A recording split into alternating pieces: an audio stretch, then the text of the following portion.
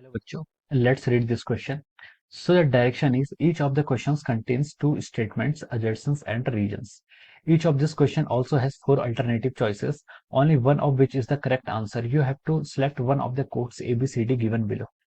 Code A is assertion is correct and reason is correct. Reason is the correct explanation for the assertion. B is assertion is correct and reason is correct and reason is not the correct explanation for the assertion. And C is assertion is correct and reason is also incorrect. D is assertion is incorrect and reason is correct. Okay, तो देखिए आपको assertion और reason given है. ठीक है, assertion क्या given है?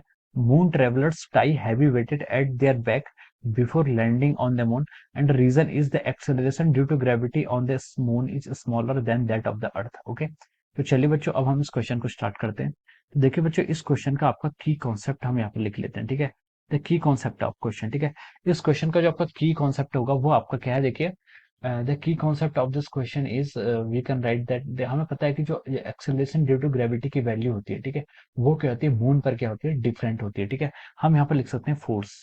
Force कौन सा? आपका अट्रैक्टिव फोर्स. ठीक है, अब फोर्स फोर्स क्या होता है? देखिए आपका जो फोर्स होता है, आपका फोर्स को हम कैसे डिफाइन करते हैं?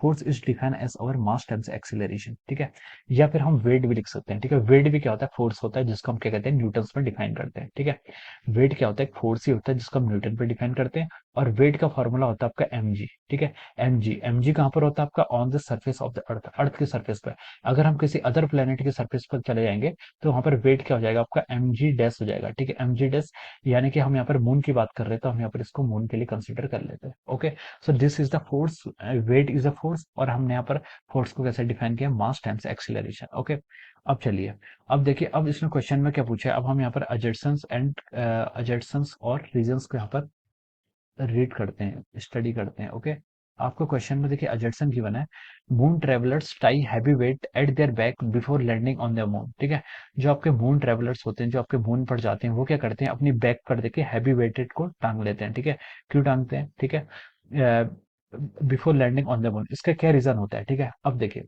जो आपका मून है, मून पर आपके एक्सेलरेशन ड्यू टू ग्रेविटी की जो वैल्यू होती है, यानी कि जीडस की वैल्यू, वो हमारे अर्थ के कंपेयर में क्या होती है? बहुत स्मॉल होती है, 1/6 टाइम्स होती है अप्रोक्सीमेटली. ठीक है, the value of the acceleration due to gravity on the surface of the moon is 1/6 times the value on the earth. Okay, earth की वैल्यू भी कम से कम 1/6 टाइम्स होती है. और देखिए जब वो उनका जो वेट होता है, किसी का भी वेट होता है, हमारा वेट कैसे डिफाइन करते हैं? मास वेट क्या होता है? आपका फोर्स होता है, फोर्स कैसे डिफाइन करते हैं? मास टाइम्स एक्सेलरेशन. और वेट क्या होता है? आपका mg.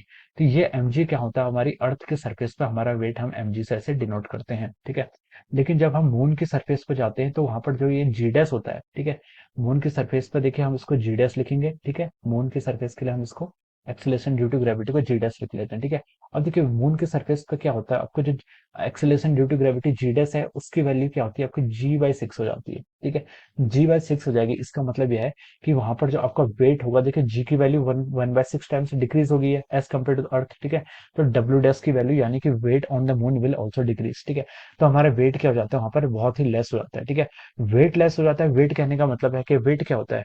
वेट एक फोर्स होता है जो हमें अर्थ या फिर कोई प्लेनेट अपनी तरफ खींचती है. ठीक है, वो हमारा वेट कहलाता है. ठीक है, वेट क्या होता है? जो हमारा जो जिस फोर्स से हमें अर्थ या फिर कोई और प्लेनेट है या फिर वो हमें अपनी तरफ खींचता है. ठीक है, उसे हम क्या कहते हैं? अपना वेट कहते हैं. ठीक है, तो देखिए इस पर क्या होता है, जैसे हम मून पर जाते हैं वहां पर एक्सेलरेशन ड्यू टू ग्रेविटी की वैल्यू क्या होती है? बहुत लेस होती है, जिसके कारण क्या होता है, जो हम जैसे हमारे यहाँ पर अर्थ पर जो हम पर ग्रेविटेशनल फोर्स लगता है या फिर ग्रेविटी का फोर्स लगता है, ठीक है, वो क्या लगता है? उसका मैग्नीट्यूड ज्यादा होता है as compare to the moon. ठीक है, तो इसके कारण जो वो कोई जो एस्ट्रोनॉट होते हैं जो वहां पर मून पर जाते हैं, उन पर क्या करता है? डाउनवर्ड डायरेक्शन में जो फोर्स होता है वो क्या लगता है? लेस लगता है. ठीक है, डाउनवर्ड यानी कि उनको अगर मून के सरफेस पर रहना है तो उनको जो फोर्स लगता है वो क्या लगता है? लेस लगता है as compare to that of our earth. ठीक है, अर्थ के कंपेरिजन में.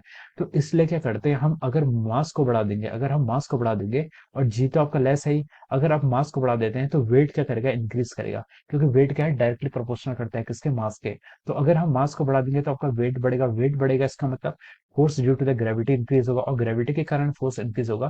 तो हम कह सकते हैं कि जो एस्ट्रोनॉट्स हैं, जो एस्ट्रोनॉट्स आपके मून पर गए हैं, उन पर क्या लगता है? आपका जो आपका मून के सरफेस पर जो फोर्स लगेगा वो क्या लगेगा? एप्रिसिएबल मैग्नीट्यूड का लगता है. ठीक है, यानी कि आपका कुछ मतलब जो आपकी मून के सरफेस पर जो एक्सेलरेशन ड्यू टू ग्रेविटी है उसको कंपनसेट करने के लिए हम क्या करते हैं यहाँ पर, अब जो हम क्या करते हैं मास को इंक्रीज करते हैं, और मास को इंक्रीज करने के लिए क्या हम क्या करते हैं, हैवी वेट को क्या कर लेते हैं, अपनी बैक पर टाई कर लेते हैं, ठीक है।